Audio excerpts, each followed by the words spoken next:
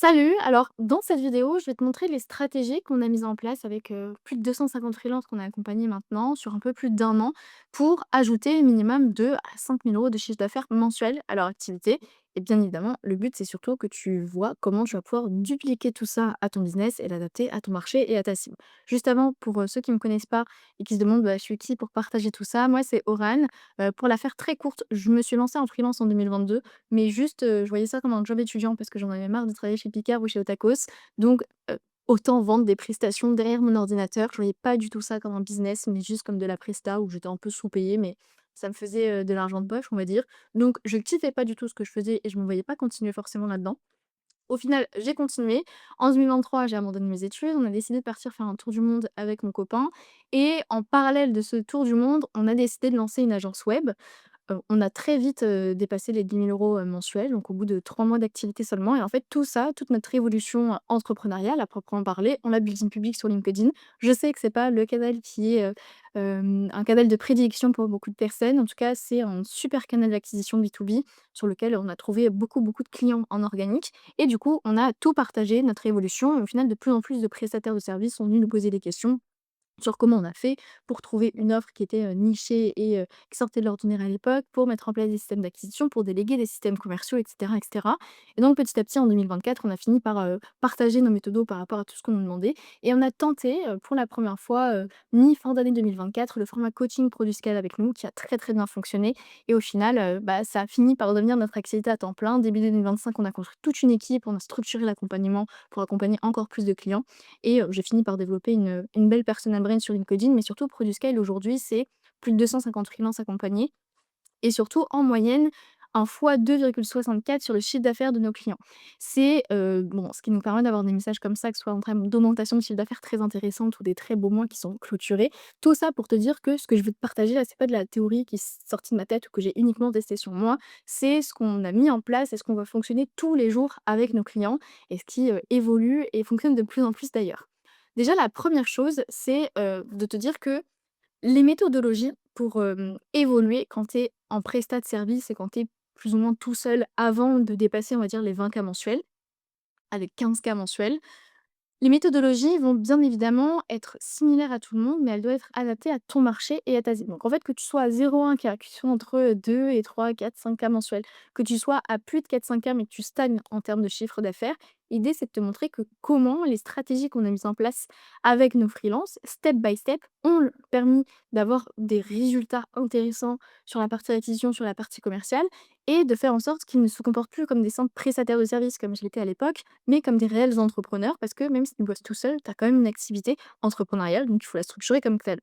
En fait, l'idée, c'est que peu importe ton niveau d'évolution, comme je le disais, les mécaniques sont les mêmes, il faut juste les adapter à ton marché.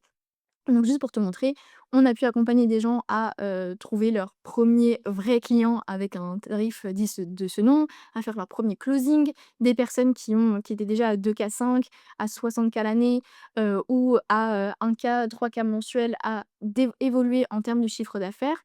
Évidemment, les strates ne sont pas les mêmes pour tout le monde, mais les mécaniques sont similaires. Donc le but dans cette vidéo, c'est de te montrer, bah, déjà de comprendre pourquoi ton business stagne, pourquoi ton business n'évolue pas comme tu le souhaites, parce que c'est le point central, de tout le reste, c'est ce qui va pas, l'auditer pour savoir ce sur quoi tu vas te concentrer derrière. Ensuite, comment construire une stratégie d'acquisition que nous on appelle chez Produscale mix vend, donc adaptée à ton marché, à ta cible et à ton énergie. Construire aussi un système qui va te rendre visible de manière organique, en l'occurrence ici sur LinkedIn parce que c'est le meilleur canal d'acquisition B2B, qui existe et sur lequel il faut passer du temps pour, avoir un objectif long terme qui se construit, mais court terme pour trouver des clients. Transformer, c'est ma fameux prospect en client parce que c'est le but, c'est quand même de faire rentrer du cash et du coup, finalement, le plan d'action que tu vas devoir mettre en place derrière tout ça. Donc, pourquoi est-ce que ton business stagne? Le but, c'est de faire un réel état des lieux, un audit. Il faut que tu sois sincère avec toi-même. La personne qui va te juger, c'est toi avec toi-même. Tu vas pas dire: «OK, ce mois-ci, c'était pas forcément moi» ou «Cette année, c'était pas forcément mon année». Non, concrètement, tu avais des actions à mettre en place. Qu'est-ce que tu as mis en place? Où est-ce que ça t'a amené? Et surtout, qu'est-ce que tu n'as pas mis en place et pourquoi? Moi, j'ai identifié 5 grandes causes, mais il faut que tu rentres beaucoup plus en profondeur sur tout ça. Ça peut demander 1 heure, 1h30, 2 heures, il faut que tu fasses du temps. Et je pense que la cinquième cause, c'est celle qui concerne, allez, 90 des freelances avec lesquels j'échange. Donc la première cause, c'est que tu n'as pas de stratégie à proprement parler. Tu fonctionnes en termes de période et c'est ce qui explique que tu n'arrives pas à évoluer comme tu le souhaites. Donc les périodes, c'est en gros, tu as une période où tu postes sur les réseaux sociaux, je prends l'exemple de LinkedIn, tu as une période où tu fais de la prospection, tu as une période où tu vas bosser à fond sur un client ou sur plusieurs clients et du coup, tu fonctionnes pas de manière stable. Tu fonctionnes en fonction de là où tu veux mettre ton énergie et du coup, tu ne peux pas construire un système qui est prévisible et prédictible. Donc forcément, si tu fais un truc pendant 2 semaines à fond, tu commences un peu à avoir des résultats, bah, après quand tu as des résultats, tu as des clients à délivrer. Une fois que tu as des clients à délivrer et bah, du coup, tu te mets la tête dedans, tu oublies ton acquisition et en fait, tu finis toujours par recommencer. Donc forcément, ton CA fait, des allers-retours. Tu as ton mindset aussi qui suit et qui est comme ça parce que il faut bien comprendre qu'une période en business, ça existe, mais c'est une période long terme, c'est pas une période de 2 semaines. Ensuite, le deuxième cause, c'est que tu dépends d'un seul canal d'acquisition. Alors oui, ça peut être, très bien quand tu commences de dépendre, souvent, nous, on va dire que les gens avec lesquels, on commence à travailler, soit ils dépendent uniquement du bouche-à-oreille, pour aller 80 d'entre eux, de plateformes comme Malte, ou alors, d'un seul gros client, du coup, ça les enferme dans un salariat déguisé. Et le truc, c'est que c'est confortable au début, mais un seul canal, ce n'est pas prédictible. Qui plus est, des canaux comme le bouche à oreille où, ça finit par s'épuiser à un moment donné parce que ton réseau, il est pas, ultra extensible ou Malte, où tu dépends uniquement d'un algorithme ou même LinkedIn ou n'importe quel réseau social. Et du coup, le jour où ça va mal, bah, tu n'as plus rien. Tu n'as plus rien en backup et donc tu finis par, juste chuter. Ton CA chute, ton mindset chute, ta confiance en toi chute. Du coup, les clients que tu vas réussir à trouver sont de moins en moins bons et en fait, tu finis par retourner à la case départ alors que tu étais quand même dans un niveau qui était assez intéressant. Et nous, des clients comme ça, on en ramasse à la petite cuillère assez souvent. Donc là, c'est vraiment pas une stratégie d'acquisition, c'est un coup de chance. C'est une chance de débutant ou c'est une prison dorée parce que tu ne peux pas construire quelque chose de long-termiste qui dépend de toi, qui dépend de tes actions si, tu restes dans cette situation. La troisième cause, selon moi, c'est que ton offre, ton positionnement, c'est pas assez solide. C'est-à-dire que toi, tu sais très bien ce que tu sais, ce que tu fais, pardon, ce que tu vends à qui, mais quelqu'un qui ne te connaît pas ne le comprend pas. Ne comprend pas pourquoi il devrait te choisir toi et pas un de tes concurrents, dont ton positionnement n'est pas assez clair, ne voit pas la transformation, donc le ROI qu'il y aurait derrière à bosser avec toi, ne comprend pas forcément tes prix parce que tu ne te rends pas assez crédible ou assez expert, et du coup, bah forcément, tu attires des demandes qui sont pas alignés, t'attires des missions, qui ne qui n qui n qui n qui te font te brader, et tu fais du sur-mesure. Enfin, en fait, tu construis pas quelque chose avec lequel, tu as envie de continuer de bosser, quoi.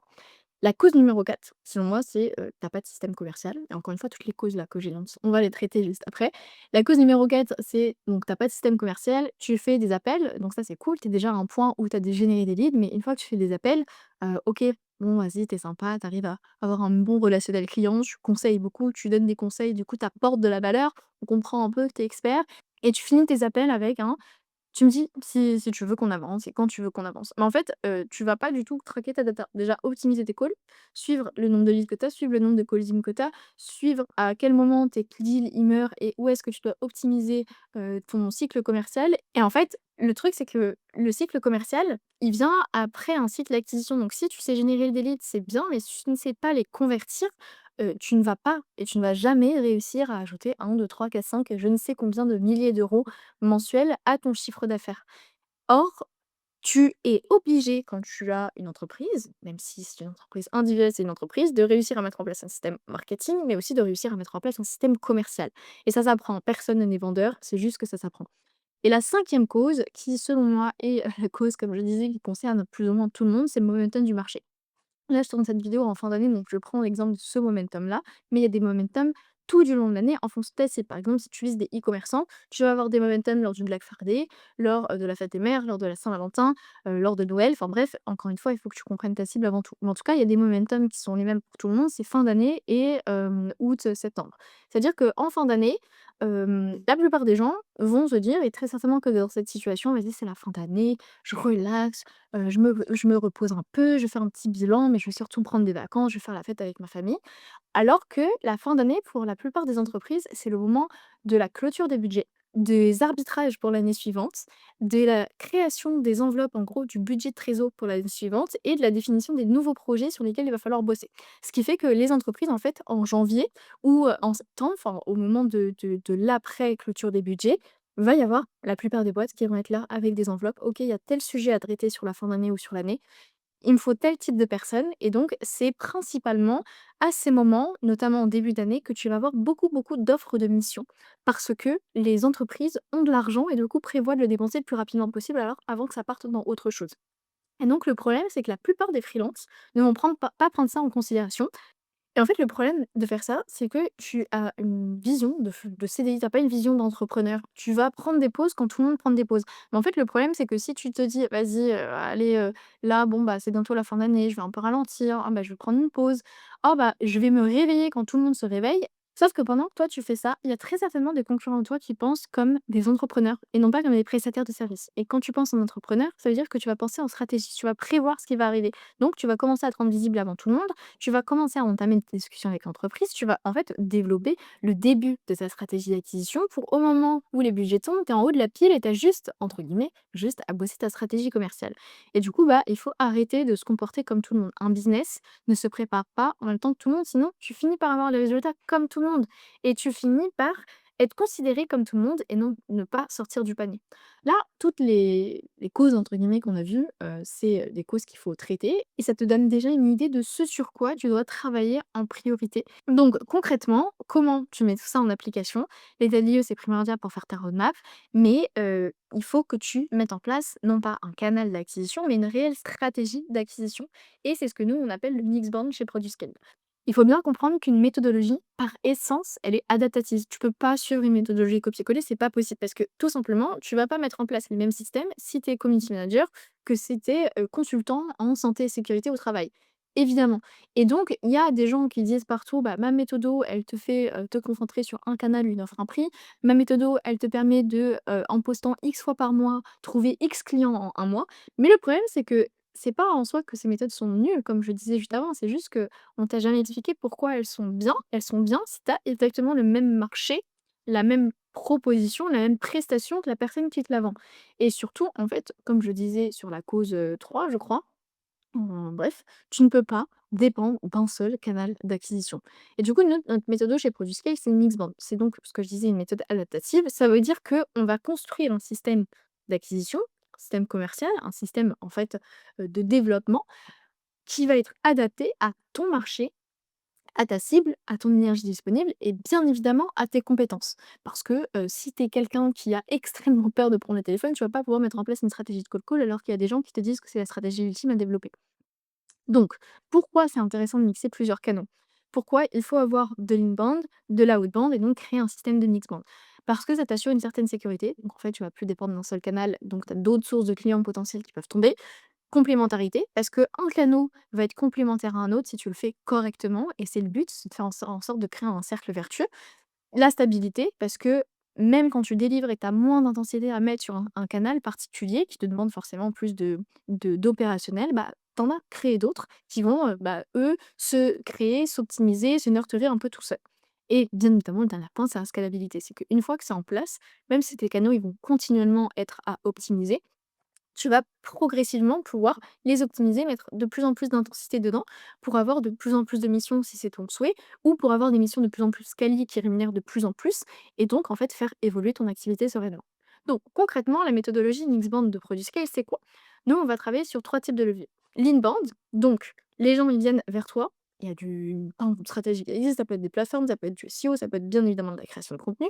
L'outbound, c'est les gens vont te trouver parce que c'est toi qui viens vers eux, donc c'est la prospection.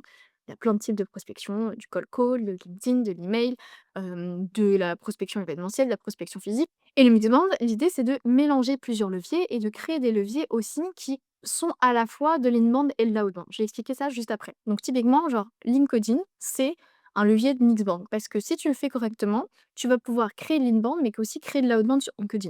Alors attention, bien évidemment, l'objectif, c'est pas d'avoir 15 canaux sur lesquels tu te positionnes, mais nous, on conseille d'en avoir 2, 3, 4, grand maximum 5 et encore, canaux sur lesquels tu vas te positionner parce que c'est le plus intéressant de te positionner dessus pour rentrer en contact avec ta cible. Encore une fois, c'est ça, le le socle commun à toutes les strates que tu vas développer, c'est ta cible. Comment tu vas rentrer en contact avec elle parce que, bah, tout simplement, il faut travailler sur comment elle fonctionne et quels sont les leviers que tu vas pouvoir utiliser pour la contacter. Par exemple, si je te donne, 2 exemples différents, on a pu accompagner un client en consultant, en réorganisation structurelle et opérationnelle pour les grosses entreprises qui bossaient avant à la mairie de Paris et cetera. Il s'appelle Sylvain. Lui, la stratégie de mix qu'on a mise en place, c'est une présence sur LinkedIn 2 à 3 fois par semaine, pas tous les jours, avec des postes expertise et des postes études de cas. Parce que, ce n'est pas pour un consultant qui va bosser avec des grands groupes et donc, avec des pointures, intellectuelles que, tu vas mettre en place un système où tu fais des selfies, où tu postes tous les jours et tu partages ta pensée. Non, il faut vraiment un vocabulaire précis et une, structuration de poste, un copywriting du moins particulier. Ensuite, on a travaillé, bah, évidemment, il faut que cette personne-là, son site soit optimisé parce que, il faut que ce soit une vitrine concrète de ce qu'il est capable de proposer. La mise en avant sur des plateformes d'experts, de consultants experts avec un très haut TGM, lui était à 1004 de TGM, et une prospection ultra ciblée via du LinkedIn. C'est pas tant de la prospection qu'une stratégie d'engagement pointue pour rentrer en contact et non pas juste de prospecter à proprement parler, mais rentrer en contact avec des personnes haut placées pour lesquelles il peut mettre en avant un intérêt particulier suite à un contenu particulier avec lequel ils ont pu interagir. Une stratégie qu'on a pu développer avec, une clientèle, totalement différente, c'est une community manager. Je prends l'exemple, par exemple, de ce qu'on a mis en place avec Laurine. Elle, son X-band, c'était bien évidemment de montrer son expertise. Tu montres comment ton expertise en étant community manager? Bah, en créant du contenu sur les réseaux, parce que tu dois montrer juste que tu maîtrises ce que tu vends derrière. Donc elle, au contraire, son objectif, c'était de poster 5 fois par semaine minimum sur LinkedIn avec des posts qui vont la rendre top of mind, donc vraiment des concepts mainstream, beaucoup de storytelling, beaucoup de créativité pour montrer qu'elle maîtrise son domaine et qu'elle maîtrise ce qu'elle vend. Un travail sur l'optimisation de son profil pour vraiment penser pour de la conversion. Une présence sur une seule plateforme de freelance sur lesquelles c'est intéressant de se positionner parce que sa cible va chercher des missions, enfin va poster des missions là-dessus. De la prospection manuelle très très très ciblée et surtout des partenariats avec des agences pour optimiser sa présence. Donc vraiment, les strates, elles sont totalement différentes. Alors là, évidemment, j'ai pris 2 extrêmes, mais le but, c'est de construire ton système. Et c'est ça le mix-band, c'est que c'est adapté à ton marché. Et ce système, tu vas continuellement, toute ta vie, dans tous les cas, l'optimiser. C'est ce que nous, on appelle le pilier chiffre chez Produce Sky. C'est-à-dire que il faut que tu traques ta data. Là, tu as construit ton système. Donc, si on reprend l'exemple, bah, je sais pas, de Sylvain, 2 à 3 postes expertise par semaine, bah, concrètement, quels sont les postes qui lui permettent de rentrer plus en contact avec ses clients? Avec, ses prospects tout du moins. Est-ce que c'est des postes de référence? Est-ce que c'est des études de cas clients? Est-ce que c'est des postes expertise? Et du coup, d'optimiser sa stratégie derrière. La, prospection très ciblée via LinkedIn, quels sont les, types de cibles, les types de postes de sa cible qui répondent le plus à ses messages et du coup d'optimiser sa prospection derrière. Donc vraiment le tracking de data, c'est indispensable pour une évolution, progressive et pour une évolution qui soit sereine. Parce que tu ne peux pas construire un système long-termiste si tu ne sais pas analyser ce qui fonctionne ou pas et du coup optimiser derrière. C'est ce qui va te permettre de scaler en gros, grosso merdo. Maintenant, le pilier LinkedIn, oui, il va falloir se mettre sur LinkedIn si vous faites du B2B. Et encore même, on a pu accompagner des clients qui font du B2C sur du LinkedIn. Pourquoi? Parce que déjà, un truc, très, très simple, hein. LinkedIn, aussi marrant que ça puisse paraître pour pas mal de personnes, c'est beaucoup plus facile que du Insta. Quelle raison? C'est simple, tu n'as pas à scripter, tourner, recommencer parce que tu te trompes, monter et publier. Tu as juste entre guillemets «à écrire» et à publier, même si c'est un peu plus complexe que ça. Donc en fait, ça te demande beaucoup moins de travail, beaucoup moins d'énergie, à part si tu es très à l'aise avec la caméra et ça, c'est autre chose, que du LinkedIn et surtout, on va pas se mentir, les gens sont beaucoup, beaucoup plus qualifiés sur ce canal-là. Donc, tes posts, il faut bien comprendre qu'ils ont chacun un objectif. Tu vas pas poster de la même manière et avec le même objectif en tête un post storytelling où tu vas parler de toi, ton parcours professionnel, et un post où tu vas montrer le travail que tu as fait pour un client. Et ça, c'est ultra important de comprendre ça parce que l'idée, c'est pas du tout de construire une, stratégie de communication. C'est pas ça le but. C'est pas avec une stratégie de communication que tu vends. C'est avec une stratégie d'acquisition organique que tu vends. Et donc chaque poste a un objectif et chaque poste doit être pensé pour atteindre un résultat X. Donc, tu vas avoir, des posts qui vont avoir pour objectif de développer ta visibilité et en soi, LinkedIn, ça te permet de développer une personal brand intéressante. Par exemple, on a accompagné une cliente qui a carrément été republiée par LinkedIn France parce que son post avait fait plus de 1 200 likes et donc qui dit levier de visibilité, dit levier de crédibilité parce qu'on fait confiance aux personnes qui ont de la visibilité, on va pas se mentir. Ensuite, bien évidemment, le levier de crédibilité parce qu'il faut que tu montres que tu maîtrises ce que tu vends, donc que tu montres que tu es un ou une expert dans ton domaine et surtout La création, d'une stratégie d'acquisition organique, en l'occurrence là sur LinkedIn, c'est un levier de nurturing qui est ultra important. Parce que si tu couples ça à d'autres stratégies, mettons la prospection, tu vas créer une stratégie d'engagement qui est ciblée auprès des prospects que tu vas prospecter via du LinkedIn, ce qui fait que tu vas continuellement les nurturer parce qu'ils vont continuellement se rappeler de toi. Et donc c'est super important de bien comprendre que, la création de contenu, c'est pas un canal d'inbound si tu l'utilises correctement. Les leads ne se contentent pas déjà de tomber du ciel comme ça et de tomber sur toi. Déjà, ça prend du temps de créer des posts, on va pas se mentir, mais aussi si tu te contentes uniquement d'attendre que les gens tombent, tu vas mettre beaucoup plus de temps à trouver des prospects. Il faut que tu mettes en place une stratégie d'engagement qui fait que tu vas aussi te rendre visible à la mano auprès des bonnes personnes et donc augmenter aussi la compréhension de l'algorithme sur les personnes que tu veux viser avec lesquelles toi tu veux interagir. Et tout ça, ça demande de comprendre l'ADN de ton client. Je te demande pas de comprendre ton persona. Est-ce que c'est Michel qui fait du vélo, qui a 46 ans et 5 enfants? Ou, Bénédicte qui est, célibataire, et qui passe sa vie sur un bateau? Non, ça, on en a rien à foutre. Il faut que tu comprennes l'ADN de ton client, c'est-à-dire le storytelling de ton client. Quel est son niveau de maturité sur ton marché? Quelle est la situation dans laquelle cette personne peut se trouver pour faire appel à tes services? Concrètement, quels sont ses objectifs? Est-ce qu'il y a un objectif de ROI? Est-ce qu'il y a un objectif de crédibilité? Il faut que tu comprennes vraiment pointilleusement ton client. Tu construis, moi, ce que j'appelle un ADN client, que tu le structures. Ça va te prendre, pour le créer la première fois, allez, je pense 2 heures. Il faut faire les choses correctement et c'est quelque chose que sur les premiers mois, tu vas mettre à jour tous les mois et après que tu vas devoir mettre à jour à minima 2 fois par an. Parce que le marché évolue, donc ton prospect évolue avec et c'est super important de comprendre d'abord ton client parce que tu ne pourras jamais créer, non pas une strat de communication, mais une strat d'acquisition organique et même une strat, un mix band, qu'on a pu voir juste au-dessus, si tu ne comprends pas exactement à qui tu t'adresses et qu'est-ce qui fait en sorte que cette personne va passer à l'action avec toi. Donc, super important de comprendre que le b.a-ba de ton business, bah, c'est la personne à qui tu vends. Ensuite, là, on a vu le système d'acquisition organique, le mix band à proprement parler. Donc, quels sont les canaux sur lesquels tu vas te positionner avec est-ce que c'est des plateformes? Est-ce que c'est du SEO? Est-ce que c'est de la prospection? C'est quel type de prospection? Bien évidemment, il y a la création de contenu, mais comment tu vas créer une création de contenu qui soit pertinente pour ta cible et pour ton marché? Et bah, comment en fait tu fais en sorte de pas paraître pour un guignol, mais tu fais vraiment en sorte de créer du contenu qui va atteindre les objectifs que tu veux qu'il atteigne? Et tout ça est censé, en l'adaptant et en le créant correctement, te ramener des rendez-vous. Maintenant, ces rendez-vous, comme on en parlait lors des causes qu'on a évoquées tout à l'heure, il faut que ça close. Il faut que ça ramène du cash. Donc, il faut mettre en place un système commercial. Un système commercial, c'est pas juste arriver en call et présenter ce que tu as à présenter, poser des questions pour faire en sorte que la personne se rende compte qu'elle a un besoin douloureux et urgent. C'est créer un cycle de vente. Et encore une fois, ton cycle de vente ne va pas être le même si tu vises un, dirigeant d'une grosse boîte, si tu vises un indépendant et si tu vises un, patron d'une scale-up.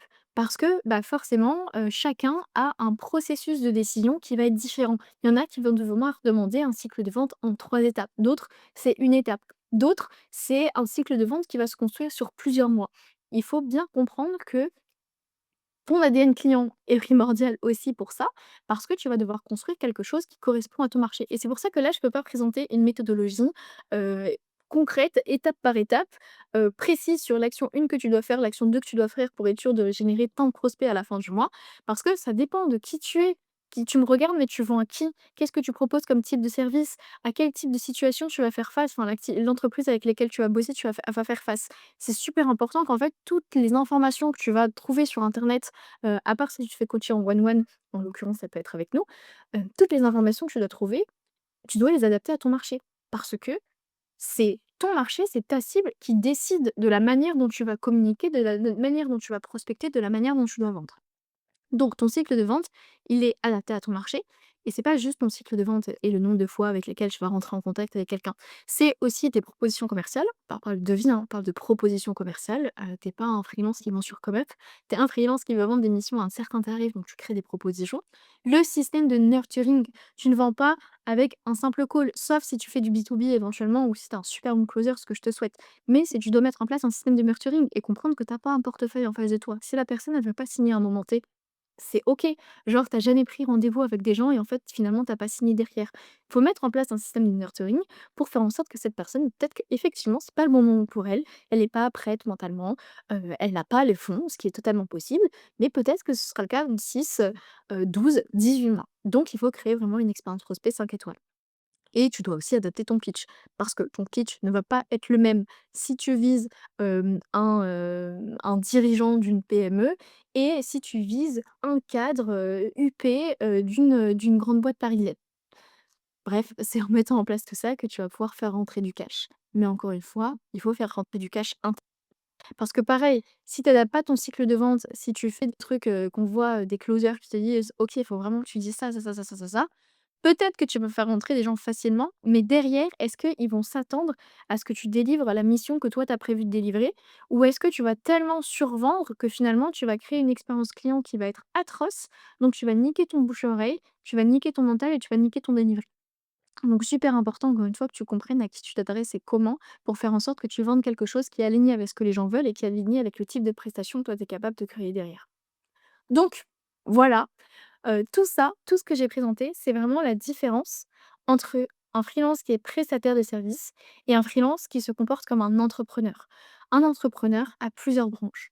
Il faut d'abord comprendre ce que tu vends, donc créer ton ADN client et l'optimiser et rentrer en contact avec ton marché. Il faut comprendre qu'est-ce qui bloque ton business, donc travailler toutes les causes qu'on a vues tout à l'heure. Il faut comprendre ce que le système marketing, d'acquisition que tu dois mettre en place et le cycle de vente le système commercial que tu dois développer derrière. Pour chacune de ces branches, il y en a d'autres, hein, il y a la partie delivery, tu peux pas le voir aujourd'hui, la partie administrative et cetera. Pour chaque branche, tu dois penser stratégie, évidemment opérationnelle, mais surtout penser data. Chaque branche a des KPIs à mesurer et chaque branche a des KPIs à analyser pour pouvoir les optimiser et faire en sorte que ton business dure sur le long terme. Parce que tout ce que tu mets en place maintenant on va très certainement y avoir des changements économiques, des changements du marché, des nouveaux outils qui arrivent et donc tu dois constamment t'adapter à ton marché. C'est le principe d'être entrepreneur. Sinon, si c'était aussi simple que ce que certaines personnes peuvent le dire, tout le monde serait entrepreneur. Non, c'est pas simple. Tu dois vraiment penser stratégie et tu dois en fait, vraiment te structurer. Donc, déjà, en mettant en place tout ce qu'on a vu dans cette vidéo, tu as toutes les bases de choses sur lesquelles tu dois te pencher en priorité. Et bon, évidemment, si jamais c'est quelque chose sur lequel tu penses avoir besoin de te faire accompagner, je mettrai le lien de l'accompagnement Produit Scale dans la description de cette vidéo YouTube. Et si jamais ça vous a intéressé et qu'il y a des sujets particuliers que vous souhaiterez que j'aborde dans d'autres vidéos, n'hésite pas à me le dire en commentaire ou sur LinkedIn, peu importe, je mettrai le lien de mon LinkedIn également. J'espère que vous avez quelques heures que vous avez prévues à la fin de cette semaine, à la fin de cette journée pour mettre en application, pour faire un gros brainstorm sur tout ce que j'ai vu. Et quelques heures, c'est vraiment beaucoup d'heures, c'est pas 3 heures. Et puis après, il reste plus, entre guillemets, qu'à actionner et qu'à, optimiser.